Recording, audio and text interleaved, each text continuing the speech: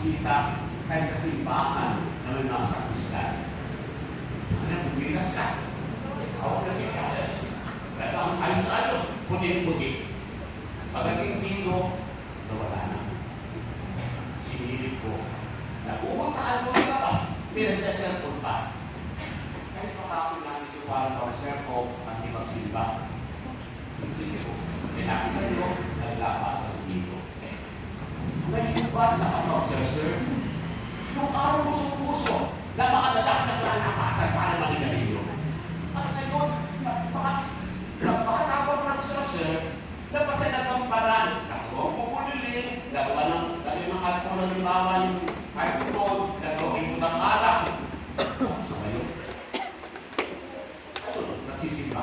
Kaya nagsisimba, walang lumalabas. Kung sino pa ang nagsiserve, ano, hindi nagsisimba. Hindi lamang dito, maraming kanagaya. Sigurado akong hindi magkakal si Father Stas, Father Bion, pagka nagbabago tayo na ang mga sakristan hindi nagkakapit mo sa labas sapagkat ang tendency ay mag-serve lamang sila pagkakailangan at wawala ka napuntaan nag-serve. Hindi ko nagsisimba. Sila lamang natupal na magsimba.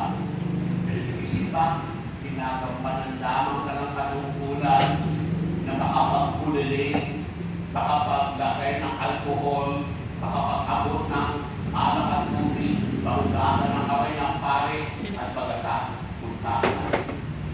Kasi ba? Kaya sana po, susunod, ang mga sakrisan, ipakante itong harapang ito, para mga sakrisan makapagsipan naman, hindi lamang nakaputi, pagkatapos at magkakamparan, hindi na magsisimba. Tapos sila ko ng Panginoon ng pagsimba. Sabi nga ni Cristo, this cruel generation, honor me with their lips, but their hearts are far away from me. Itong mga tao ito, kilala ng mga dami. Dahil marami sa akin na yung kanilang puso.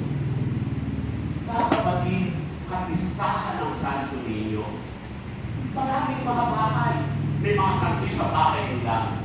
Pero ay mga opisina, may santo bahay nila. Iba-ibang Santo Niño pa ang ating ginagawa. May santo na Ibang Francis, may santo na bawa na sa doktor, sa mga madre o mga pare, may mga ibang uniforme.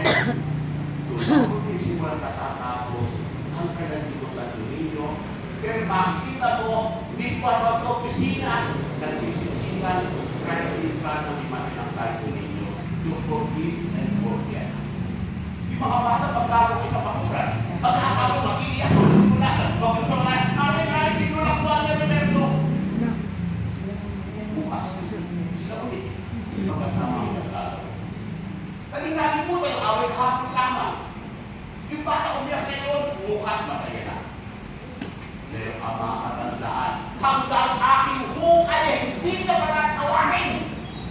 Kahit kung mga parang taas, nagkikitibo tayo. Kaya tayo tumatanda, tayo tumatanda ng Panginoon. Lahat tayo may kanyang kapasidad at ay sila. Pero bakit magandang